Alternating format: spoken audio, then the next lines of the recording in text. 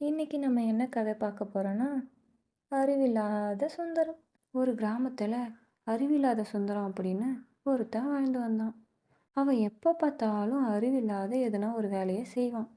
அவன் செய்கிற வேலையை எல்லாத்தையும் பார்க்குற அவன் மனைவி அனாமிகா அவன் மேலே ரொம்ப கோவப்படுவா. அன்னைக்கு ஒரு நாள் அப்படிதான். எப்பவும் போல சீக்கிரமா வீட்டுக்கு போகணும்னு நினைச்ச அனாமிகா வயல்ல இருக்க எல்லா வேலையும் சீக்கிரமா செஞ்ச அனாமிகா வயல்ல இருக்க எல்லா வேலையும் முடிச்சிட்டு வீட்டுக்கு போன அனாமிகா அப்போ வீட்டுக்கு வெளியே இருந்த காய்கறி செடிகள்லாம் புடுங்கி போட்டு இருந்ததை பார்த்த அனாமிகா ரொம்ப கோவப்பட்டு வீட்டுக்குள்ள போனான். ஏங்க, உங்களை தோட்டத்தில் இருக்க களைச்செடியை பிடுங்க சொன்னா இப்படி எல்லாத்தையும் பிடுங்கி போட்டு வச்சிருக்கீங்க? அதுவா அனாமிகா, எனக்கு களைச்செடி எது காய்கறி செடி எதுன்னே சரியா தெரியல. அதான் எல்லாத்தையும் பிடுங்கிட்டேன். இப்ப பாரு, வீட்டில் இடம் எவ்வளோ சுத்தமா இருக்குதுன்னு. அது சரி. சந்தைக்கு போயிட்டு 300 கொடுத்து விதை வாங்கிட்டு வந்து செடி வளர்த்தா அதை பிடுங்கி போட்டுட்டு ஏன் இப்படி சொல்ல மாட்டீங்க? உங்களை வச்சுக்கிட்டு நான் என்ன தான் பண்ண போகிறேனோ ஆண்டவா. அதை கேட்ட சுந்தரம் சிரிச்சுக்கிட்டே தலையை சொரிஞ்சுக்கிட்டு நின்றுட்டு இருந்தான். அதை பார்த்த அனாமிகா வீட்டில் மற்ற வேலையை செய்ய போனான். அப்போ சமைச்சிக்கிட்டு இருக்கும்போது எண்ணெய் காலியானதை பார்த்த அனாமிகா அச்சச்சோ, என்ன காலியானதை மறந்தே போயிட்டேன். இப்போ என்ன பண்ணுறது? ஏங்க, இங்கே வாங்க. என்னாச்சு அனாமிகா, எதுக்கு கூப்பிட்ட? சமையல் என்ன காலி ஆயிடுச்சுங்க. அண்ணாச்சி கடைக்கு போயிட்டு 1/4 லிட்டர் எண்ணெய் வாங்கிட்டு வாங்க.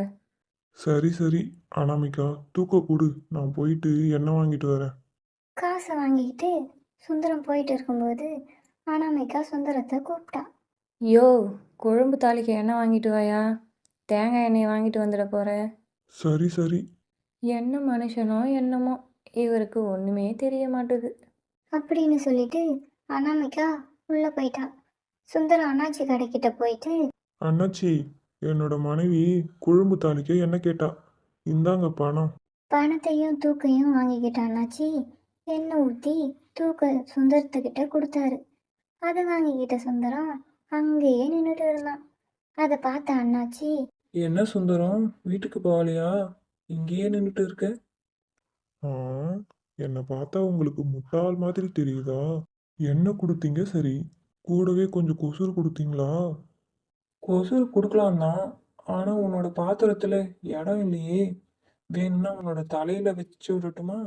அப்போ சுந்தரத்துக்கு அவன் பொண்டாட்டி அனாமிகா சொன்னது ஞாபகம் வந்துச்சு. ஏயா, தலைக்கு எண்ணெய் கூட வைக்க மாட்டியா? மண்டையை பாரு எப்படி இருக்குன்னு. இந்தா, கொஞ்சம் எண்ணெயை வச்சுக்கோ. அந்த விஷயம் சுந்தரத்துக்கு ஞாபகம் வர ஆமா ஆமா, என் தலையிலேயே வச்சு விடு. அட பாவி! சுந்தரம், இது தலைக்கு வைக்கிற எண்ணெய் இல்லை. பரவாயில்ல, எதுவா இருந்தா என்ன, எல்லாம் என்ன தான், வச்சு விடுங்க. சுந்தரம் அப்படி சொன்னதும் அண்ணாச்சி தலையில எண்ணெய் தடவி விட்டாரு. அட, அறிவில்லாத சுந்தரம், இன்னும் என்னெல்லாம் பண்ண போறானோ. அங்க இருந்து வீட்டுக்கு போன சுந்தரம் அனாமிகா கிட்ட தூக்க கொடுத்தான். அதை வாங்கிக்கிட்ட அனாமிகா என்னையா, தலையில் எண்ணெய்லாம் வச்சிருக்க? அதுவா, அண்ணாச்சி கடைக்கு போனேன்ல, அவர்கிட்ட கொசுறு கேட்டேன். அவரு தலையில தடவி விட்டாரு. என்னுடைய சாமர்த்தியத்தை பாத்தியா? அட பாவி மனுஷா, உன்னோட அறிவை கொண்டு போய் மியூசியமில் வைக்க. யாராச்சும் தாளிக்கிற எண்ணெயை தலையில் வைப்பாங்களா? ஐயோ, உன் கூட என்னால் மாள முடியல. போயா, முதல்ல தலைக்கு குளிச்சுட்டு வா. என்ன அனாமிகா, நான் எது பண்ணாலும் என்ன எதுனா குறை சொல்லிக்கிட்டே இருக்க. போ. சரி, நான் போறேன். அப்படி சொன்ன சுந்தரம் வெளியே போய் முதல்ல என்னோட பொண்டாட்டிக்கு நான் ரொம்ப புத்திசாலின்னு காட்டணும். அப்புறம் இந்த ஊர்ல இருக்கிறவனுங்களுக்கு காட்டணும். அப்படின்னு சொன்ன சுந்தரம் குளிக்கிறதுக்காக கேணிக்கிட்ட போனான். அப்போ கேணிக்குள்ள நிலா உருவம் இருக்கிறத பார்த்த சுந்தரம் அட, என்ன இந்த நிலா நம்ம கிணத்துக்குள்ள என்ன பண்ணுது? சரி, அது எதுனா பண்ணட்டும். இதை பிடிச்சிட்டு போயிட்டு அனாமிகா கிட்ட கொடுத்தா அவ ரொம்ப சந்தோஷப்படுவா. என்னை ரொம்ப புத்திசாலின்னு பாராட்டவும் செய்வா. அப்படின்னு தனக்கு தானே சொல்லிக்கிட்ட சுந்தரம் கிணத்துல வாளியை போட்டு கிணத்துல இருந்த எல்லா தண்ணியும் இறைச்சான். கொஞ்ச நேரம் கழிச்சு அட, என்ன இந்த ஆள் குளிக்க போய் எவ்வளோ நேரம் ஆகுது? இன்னும் ஆளை காணோம். சரி, வெளியே போய் பார்ப்போம். வெளியே வந்து பார்த்த அனாமிகா தண்ணி ஓடுறத பார்த்தா. யோ யோ, என்னையா பண்ணி வச்சிருக்க? தண்ணியெல்லாம் ஏன்யா கீழே ஊற்றி வச்சிருக்க?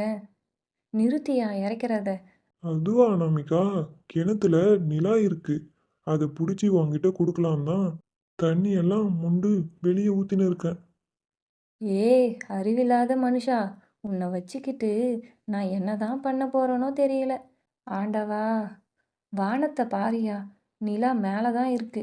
உன்னை கட்டிக்கின பாவத்துக்கு சீக்கிரம் வாயா, குளிச்சுட்டு சாப்பாடு போடுறேன். ஆமா, நிலா மேலதான் இருக்கு. அப்புறம் எப்படி நம்ம கிணத்துல இருந்துச்சு? சரி, என்னமோ, நம்ம ஒழுங்கா சீக்கிரமா குளிச்சுட்டு போவோம். அப்படின்னு சொல்லிக்கிட்டே சுந்தரம் குளிச்சான்.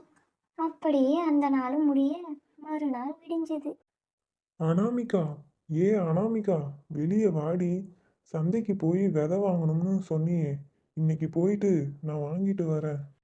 என்னையா ஆச்சரியமா இருக்கு, நீயா வந்து விதை வாங்கிட்டு வரேன் சொல்ற? என்ன அனாமிகா, எல்லா விஷயத்திலையும் என்ன சந்தேகப்பட்டா எப்படி? இந்த பேச்சுக்கு ஒன்றும் உங்ககிட்ட குறைச்சல் இல்லை. இந்தாங்க பணம், பார்த்து பத்திரமா போயிட்டு வாங்கிட்டு வாங்க. அதெல்லாம் சரி அனாமிகா, பக்கத்து ஊருக்கு போக எந்த வழியில போகணும்னு சொல்லு. இந்த வழியில போகணுமா, அந்த வழியில போகணுமா? அது சரி, இன்னும் எதுவும் கேட்கலையே நினச்சேன். இந்த வழியிலேயே நேராக போயா, சந்தையில் முதல்ல கடை தான் விர விற்கிற கடை. பத்திரமா வாங்கிட்டு வாங்க.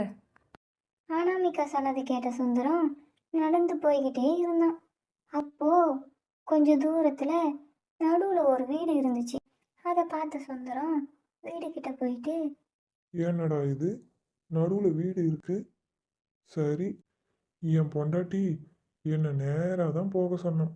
அவ சொன்னா எல்லாம் கரெக்டாக தான் இருக்கும். சரி, நம்ம வீட்டுக்கு மேலே ஏறி போக வேண்டியதுதான். வீட்டுக்கு மேலே ஏற முயற்சி பண்ண சுந்தரத்தை பார்த்த வீட்டுக்காரர் வெளியே வந்து, ஏன்பா, என்ன பண்ணுற நீ? பக்கத்து ஊர் சுந்தரம் தானே நீ? ஆமா, நான் சுந்தரம் தான். அதுவா, என் பொண்டாட்டி சந்தைக்கு நேரா போக சொன்னான். வீடு குறுக்க இருந்துச்சா, அதான் தாண்டி போக போறேன். அட அறிவில்லாத சுந்தரம், நேரா போன்னு சொன்னா குறுக்க எது இருந்தாலும் அதை தாண்டி போகணும்னு அர்த்தம் இல்லை. நேரா இந்த பாதையிலேயே போகணும்னு அர்த்தம். அப்படியா? இது கூட தெரியல. நீ என்னதான் பண்ண போறியோ போ. உன் பொண்டாட்டி தான் ரொம்ப பாவம். எல்லாரும் என்ன அறிவில்லாதவன் சொல்றாங்க. ஆனா எல்லாருக்கும் நான் ரொம்ப புத்திசாலின்னு காட்டணும். அப்படின்னு பேசிக்கிட்டே விதை விற்கிற கடைக்கு போனான் சுந்தரம். பணத்தை கொடுத்துட்டு விதையை வாங்கினான். கடைக்காரரே, உங்ககிட்ட அறிவு வளர்ற மாதிரி எதுனா விதை இருக்கா? அதை கேட்ட கடைக்காரனும் தன்னோட மனசுக்குள்ளேயே இப்படி நினைச்சான். என்னது, அறிவு வளர்ற விதையா? ஏதோ முட்டா பையன் போல. எதுனா விதைய கொடுத்துட்டு பணத்தை வாங்கிக்கலாம். ஆ, இருக்குப்பா. இந்தா விதை. ஒரு நாளைக்கு ஒரு விதை சாப்பிடு, அறிவு நல்லா வளரும். பணத்தை கொடுப்பா. சரி, இந்தாங்க பணம். விதையை வாங்கிக்கிட்டு வீட்டுக்கு வந்தான் சுந்தரம். அனாமிகா, அனாமிகா, இங்க வா. இந்தா விதை. இங்க பாத்தியா, நான் அறிவு வளர்ற விதை வாங்கிட்டு வந்திருக்கேன். இனிமே என்னை யாருமே அறிவு இல்லாத சுந்தரம்னு சொல்ல மாட்டாங்க. சுந்தரம் சொன்னதை கேட்டு கோவப்பட்ட அனாமிகா, யோ யோ, இந்த ஜென்மத்தில் உனக்கு அறிவே வராதுயா. எங்கன்னா அறிவை விற்பாங்களா? அதை கேட்ட சுந்தரம், ஆமா, உண்மையாலுமே எனக்கு இந்த ஜென்மத்துல அறிவே வளராது போல. முட்டாள் சுந்தரம் ஸ்டோரி உங்களுக்கு பிடிச்சிருந்தா சுந்தரம் பாகம் 2 வேணும்னு கமெண்ட் பண்ணுங்க. அப்படியே இதே மாதிரி ஸ்டோரிஸ்லாம் வேணும்னு நீங்கள் நினச்சிங்கன்னா நம்ம சேனலை சப்ஸ்கிரைப் பண்ணுங்கள்.